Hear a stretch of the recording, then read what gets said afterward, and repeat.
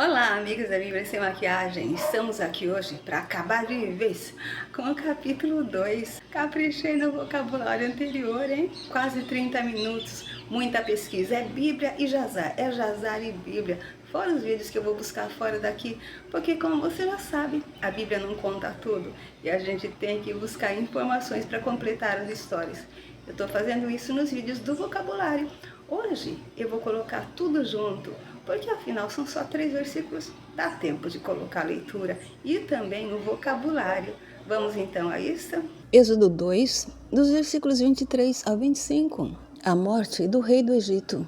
E aconteceu, depois de muitos desses dias, morrendo o rei do Egito, que os filhos de Israel suspiraram por causa da servidão e clamaram, e o seu clamor subiu a Deus por causa de sua servidão. E ouviu Deus o seu gemido, e lembrou-se Deus do seu concerto com Abraão, com Isaque e com Jacó. E atentou Deus para os filhos de Israel, e conheceu-os Deus. E conforme o combinado, vamos já dando sequência neste mesmo vídeo, colocando o vocabulário para encerrar o capítulo 2. Aqui também aconteceu, no versículo 11, aconteceu naqueles dias. Agora, aconteceu depois de muitos destes dias. Cada palavrinha importa, especialmente as destacadas em negrito. Em Lucas 24, por exemplo, olha só quanta coisa aconteceu. No versículo 30, aconteceu que após ter ressuscitado, Jesus abençoou o pão e o deu aos 2 discípulos que antes disso não o haviam reconhecido. Depois, no versículo 51, aconteceu que, abençoando os apóstolos que estavam reunidos, se apartou deles e foi elevado ao céu. E aqui, o que foi que aconteceu? Depois de muitos desses dias, morreu o rei do Egito, o faraó. No vocabulário do trecho anterior, eu abordei novamente sobre quem era este faraó, que é neto daquele que pôs José como segundo após ele. Eu falei nisso no vídeo sobre Epstein, pois aquele faraó ficou leproso e os sábios dele disseram para colocar sangue das crianças nas feridas. O nome dele era Melol. Jazar informa: Faraó Melol, o rei do Egito, morreu. E então os filhos de Israel suspiraram por causa da sua servidão. E o seu clamor subiu a Deus por causa de sua servidão. No Gênesis 18, versículos 20 e 21, foi o clamor de Sodoma e Gomorra que subiu a Deus. Por isso ele desceu para ver o que estava acontecendo. E viu, e mandou fogo. Não encontrou nem 10 justos por lá.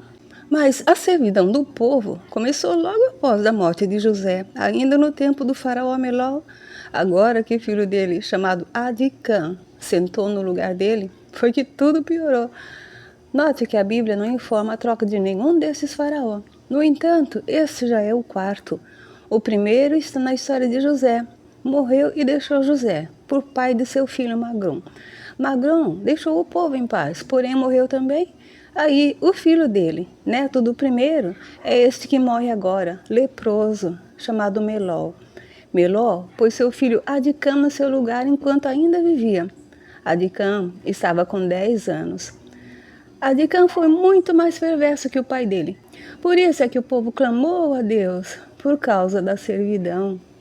Outra coisa interessante de saber desde já, e eu já falo nisso desde a história de José, é que a servidão era a coisa mais natural do mundo desde aquele tempo, e até hoje em alguns lugares. Na verdade, no capítulo 21 deste livro, vamos ver como Deus até deixou leis acerca dos servos, juntamente com os homicidas. Uma palavra que é novidade nesse versículo 23 é suspirar. Eu não lembro de ter visto antes, mas em Ezequiel 9,4, Deus clamou ao homem vestido de linho e deu-lhe ordem para marcar com um sinal as testas dos homens que suspiravam e gemiam por causa das abominações que o povo estava cometendo em Jerusalém.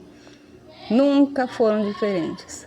Mas aqui é o povo que está clamando a Deus por causa da sua servidão, e Deus ouviu o seu gemido, e lembrou-se Deus do seu concerto com Abraão, Isaque e Jacó, pois ele já havia avisado Abraão desde o capítulo 15 e 13, que sua semente seria peregrina em terra estranha, e que serviriam por 400 anos.